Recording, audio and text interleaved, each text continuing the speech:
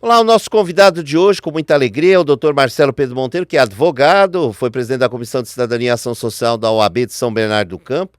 Ele é relator da 7ª turma do Tribunal de Ética e Disciplina da Seccional São Paulo. Mais uma vez, eu quero agradecer a presença do senhor aqui em nosso programa. Boa tarde, Manuel. Tudo bem? É uma felicidade, é uma alegria estar aqui mais uma vez. É uma satisfação. Quero cumprimentar a todos nessa tarde. É uma satisfação estar aqui novamente na Passos TV.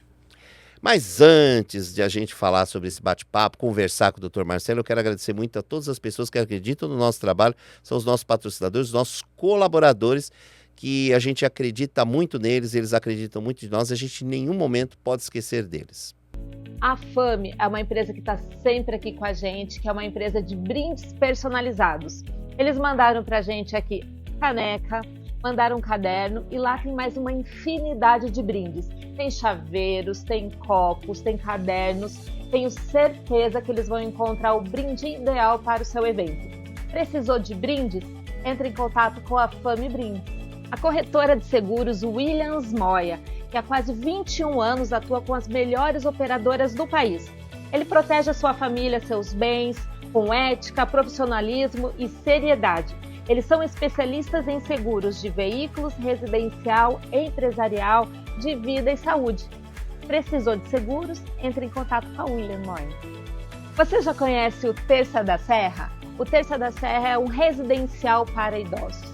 Um espaço lindo, com mais de 2.000 metros quadrados, com horta, jardim, um espaço acolhedor e de muito amor.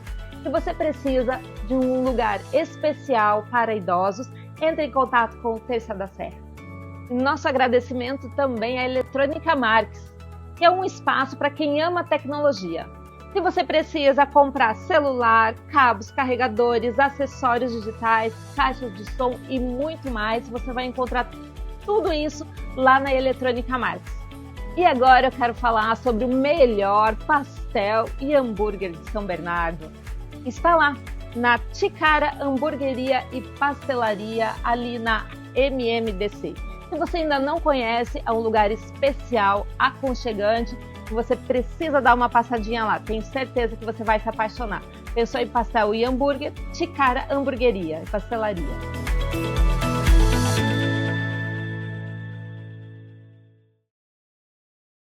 E aí, grande doutor Marcelo, o senhor como um historiador, o senhor como um advogado, há mais de 20 anos, mais de 30 anos eu falo isso, para a gente esconder um pouquinho, né? A gente fala da idade, o senhor é super jovem. Os acontecimentos políticos, a política sempre veio desde o passado, na história. E eu queria que o senhor falasse um pouquinho, voltando um pouquinho do passado até os dias atuais, como é que o senhor está vendo todos esses problemas, o que vem acontecendo no nosso Brasil? A história do Brasil, a gente vem discutindo muito nos últimos dias, e aí a gente não pode esquecer a grande frase do poeta: quem esquece a sua história está fadado a repeti-la. E o que a gente vê hoje no Brasil, a história do Brasil está recheada de golpes, tentativas e golpes bem-sucedidos. O primeiro foi depois a própria República foi um golpe, porque Marechal Deodoro, inclusive, era um monarquista, amigo pessoal do imperador, e houve uma articulação feita por Floriano Peixoto e, consequentemente, os outros militares. Mas em 1891 foi o primeiro golpe. Em 1930 foi o golpe em que se impediu a posse de Júlio Prestes, um paulista eleito, e Getúlio Vargas tomou posse no Palácio do Catete, depôs o Washington Luiz, que era o presidente eleito, em 1930, estava no final do mandato, e impediu a posse de Júlio Prestes. Depois teve o golpe do Estado Novo, em 1937. Nós já estamos falando do terceiro golpe, em 1937. Em 1937, Getúlio fechou o Congresso e houve um autogolpe novamente, né? E se manteve no poder até 1945. Em 1945, ele renunciou, foi forçado a isso. Houve uma tentativa de golpe dos militares novamente, mas acabou tomando posse o presidente eleito, que era o Marechal Eurico Gaspar Dutra, em 1946. Mas houve também uma tentativa de golpe em 45. Depois disso, houve uma tentativa de golpe em 1954, porque Getúlio voltou pelo voto direto em 1950. Em 1954 ele se suicidou, o vice dele era o Café Filho, e houve um que se chama nos livros de história de golpe da maioridade, quando o Marechal Lott impediu que Café Filho se eternizasse no poder, inclusive com o apoio dos militares, que não queriam a posse de Juscelino, que já estava eleito. Isso foi em 1954. Em 1961, depois da eleição de Jânio Quadros, com a renúncia de Jânio Quadros, mais uma tentativa de golpe, quando o objetivo era impedir a posse de João Goulart.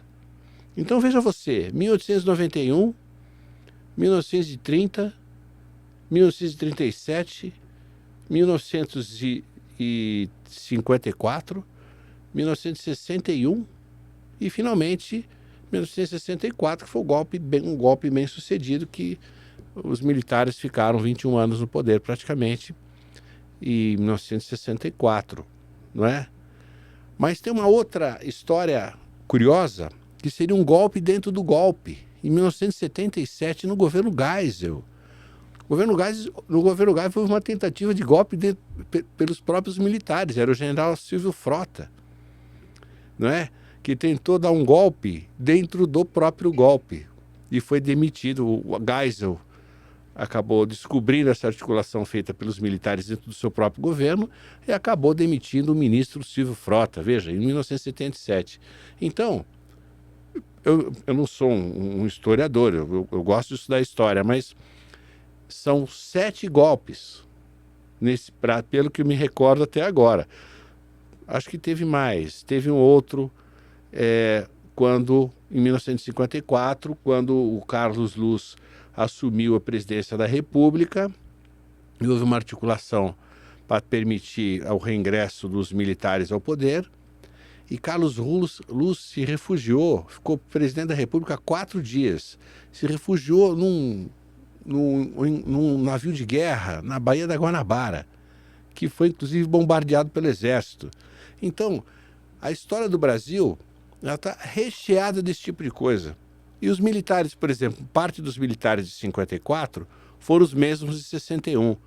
Parte dos militares de 61 são exatamente os mesmos de 64. Então, a história prova que os militares voltam quando não são punidos. E o que a gente vê hoje no Brasil é que os militares, alguns foram punidos, estão cumprindo pena, foram condenados, o que é algo inédito na história do Brasil.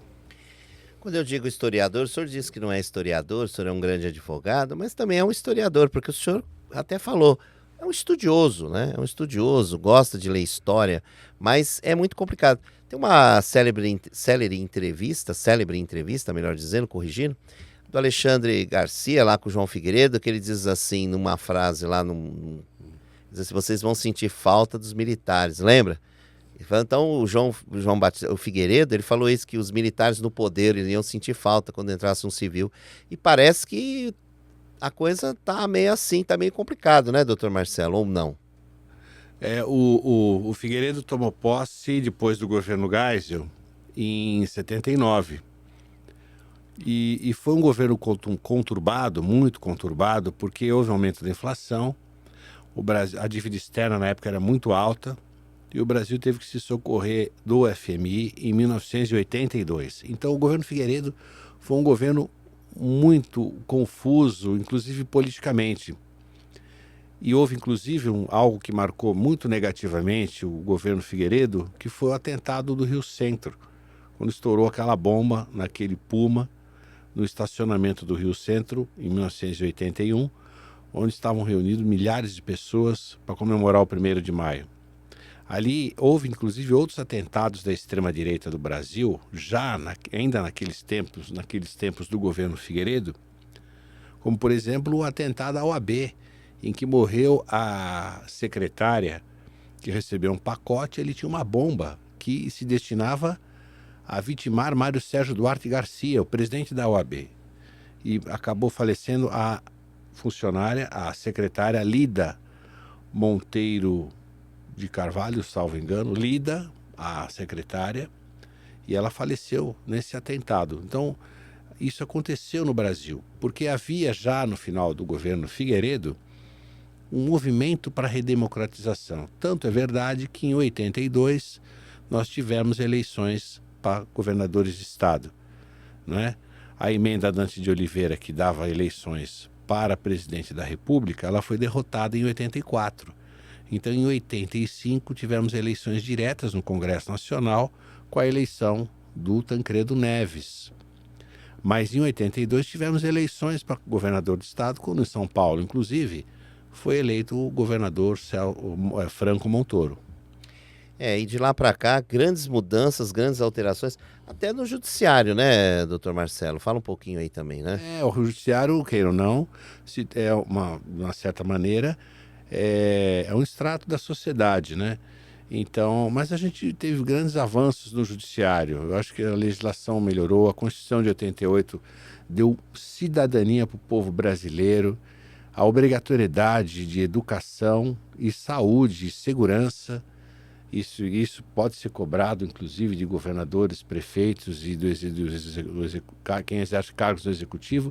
A Constituição de 88 é que realmente deu cidadania ao povo brasileiro. Foi um salto de cidadania fundamental, importantíssimo na história do Brasil. E as leis trabalhistas também mudaram de lá para cá, né? Também. Eu particularmente entendo que a reforma trabalhista ela melhorou em alguns aspectos, em outros não é?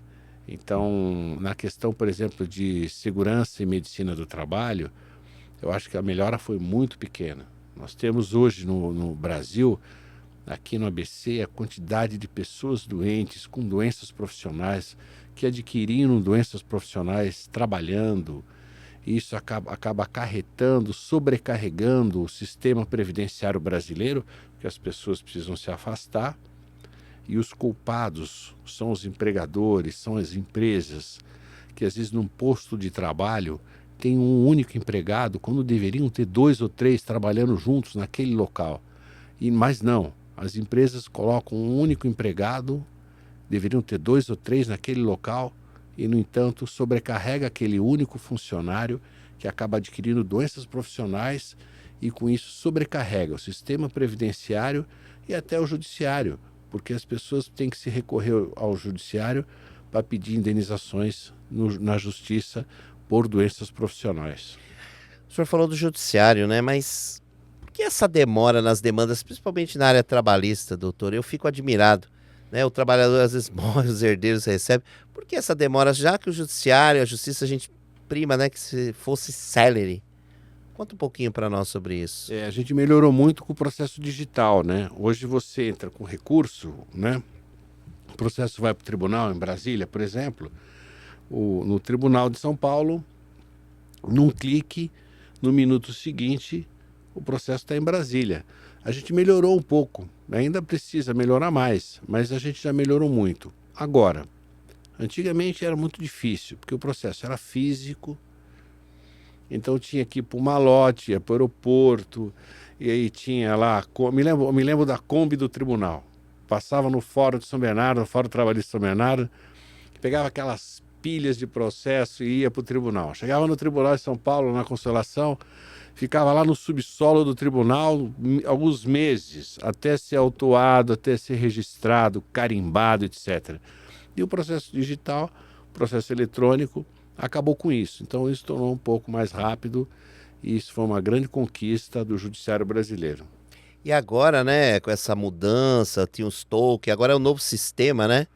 Qual é o novo sistema agora? Agora no Tribunal de Justiça é o EPROC, mas é uma questão, antes era o ESAGE, são sistemas diferentes.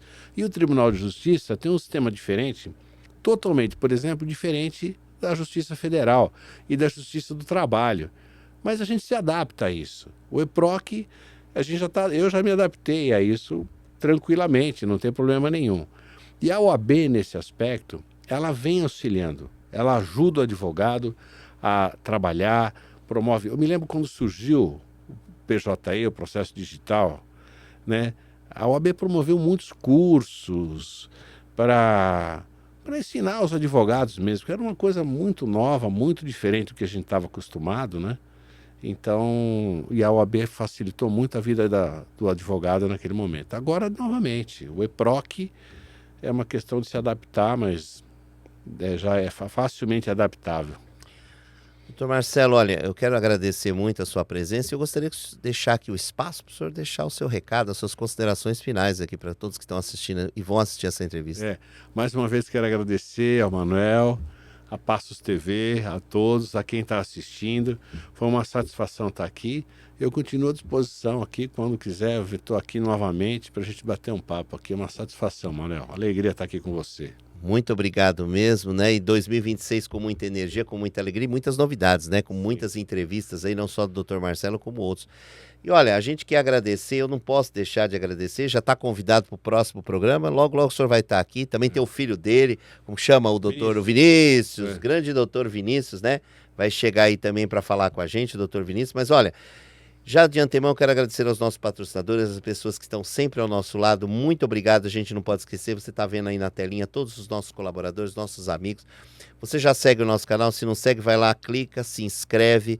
Faça os seus comentários, sugira aí, vai sugerindo aí novos temas. O YouTube, quando você começa a compartilhar, é muito importante que ele vê a importância e a gente quer você com a gente. Siga sempre os nossos passos. Eu agradeço. Olha, um beijo muito forte. Terminamos ali, ó. Tchau, até o próximo. Até.